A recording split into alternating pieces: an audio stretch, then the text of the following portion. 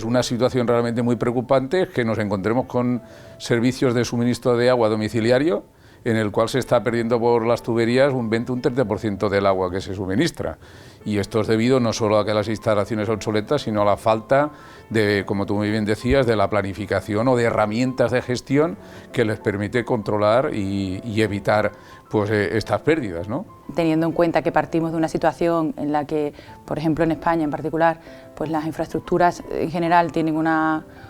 edad en la que ya deberían haber sido renovadas y empiezan a tener necesidades importantes de modernización, es fundamental contar con la digitalización y con el conocimiento del estado real y actual de cada infraestructura para poder tomar una mejor decisión en cuanto a planificación de inversiones, planificación de mejoras. La adopción de la tecnología digital ya ha dejado de ser ha empezado a ser una realidad urgente, es decir, ya no es algo que hablemos en los foros, sino que es una necesidad y por esa razón muchas de las empresas de las que diríamos top 10 en España ya han hecho un plan estratégico de implantación de su transformación digital, hablemos de viajes digitales, ¿no? Y ya desde hace bastantes años y la verdad es que en ese sentido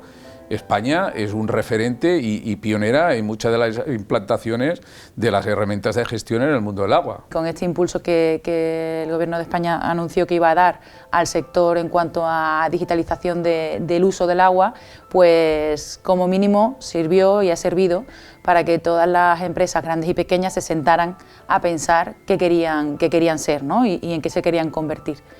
Y yo creo que esto ha sido transformador. Cada una de las empresas de agua se encuentran en una etapa diferente. Hay muchas que todavía están en la fase de sensorización y otras pues están en capas mucho más